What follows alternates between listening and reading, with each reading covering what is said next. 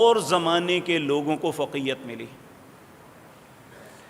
نبی کریم دنیا سے تشریف لے جاتے ہیں، بعد میں جب بھی جو کوئی جنگ کوئی مارکا ہوتا، لوگ پوچھتے تمہارے اندر کوئی صحابی ہے؟ تو کہتے ہاں ہمارے اندر ایک صحابی ہیں۔ تو لوگ کہتے پھر اللہ ہمیں ضرور فتح دیں گے، اس صحابی کی برکت سے اللہ تمہیں فتح دیں گے۔ جب یہ زمانہ بھی تھوڑا سا آگے گزرا تو پھر لوگ پوچھتے تمہارے اندر کوئی تابعی ہے؟ تابعی اس کو کہتے ہیں جس نے ایمان کی حالت میں کسی صحابی کو دیکھا یا اس سے کچھ پڑھا، ایمان کی حالت میں فوت ہوا۔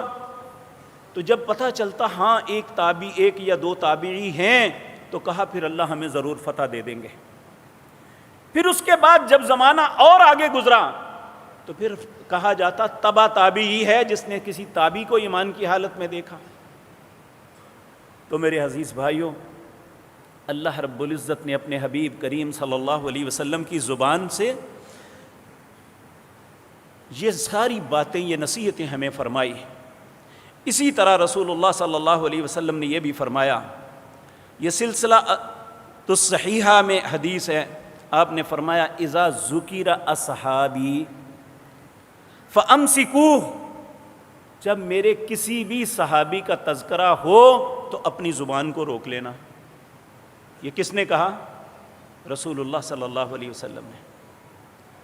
اگر رسول اللہ نے کہا کہ میرے صحابی کسی کا بھی ذکر ہو، وہ معاویہ ہوں، وہ ابو سفیان ہوں، وہ عمر و ابو بکر ہوں، وہ عثمان و علی ہوں، وہ عبد الرحمن بن عوف ہوں، وہ طلحہ زبیر ہوں، وہ سعد بن ابی وقاص ہوں، وہ سعید ہوں، وہ عبداللہ بن مسعود ہوں، وہ ابو ہریرہ ہوں، کوئی بھی صحابی کہا اذا ذکر اصحابی فامسکوہ، جب میرے کسی صحابی کا تذکرہ ہو تو اپنی زبان کو روک لینا۔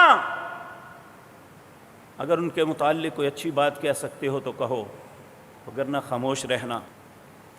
اللہ رب العزت، یہ 10واں پارہ ہے، سورۃ توبہ ہے، اللہ فرماتے ہیں والسابقون الاولون من المہاجرین، وہ سبقت کرنے والے پہلے لوگوں میں وہ مہاجرین ہیں یا انصار۔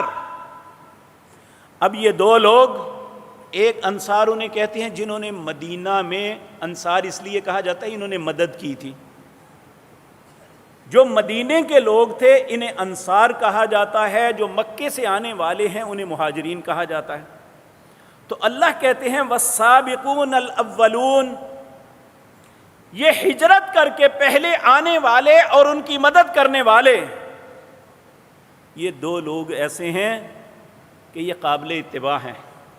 والذین اتبعوہم بإحسان، جس نے بھی قیامت تک ان لوگوں کی اتباع کی، رسول اللہ کی ذات کے بعد ان لوگوں کی اتباع کی، سیدنا ابو بکر، سیدنا عمر، سیدنا عثمان، سیدنا علی، اور جتنے وہ لوگ مہاجرین اور وہ لوگ جو انصار تھے جنہوں نے ان کی مدد کی، کہا والذین اتبعوہم بإحسان، اچھائی کے اندر جنہوں نے ان کی اتباع کی، ان لوگوں کی اتباع کی، اللہ ان کے ساتھ کیا ہے؟ رضی اللہ عنہم ورضوا عنہ، اللہ ان سب پہ راضی ہے۔ آج بھی جو ابو بکر و عمر کی اتباع کرے گا، آج بھی جو عثمان و علی کی اتباع کرے گا، والذین اتبعوہم بإحسان، اللہ کا اس کے ساتھ بھی وعدہ ہے، رضی اللہ عنہم، اللہ ان پہ راضی ہے، ورضوا عنہ، اور وہ اللہ پہ راضی ہیں۔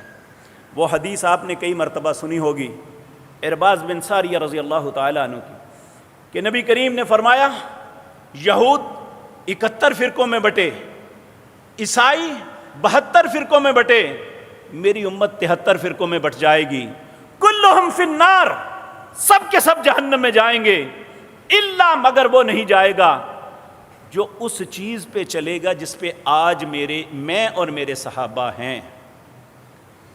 جو اس چیز پہ چلے گا، ہم اپنے نام جو مرضی رکھ لیں، کوئی اپنا نام حنفی رکھ لے، کوئی مالکی رکھ لے، کوئی شافی رکھ لے، کوئی اہل سنت رکھ لے، اہل حدیث رکھ لے، لیکن جب تک اس کا طریقہ، اس کا طرز عمل، اس کی اور اتباع اللہ اس کے رسول اور اس کے پیارے صحابہ کی طرح نہیں ہوگی، وہ جنت میں نہیں جا سکے گا۔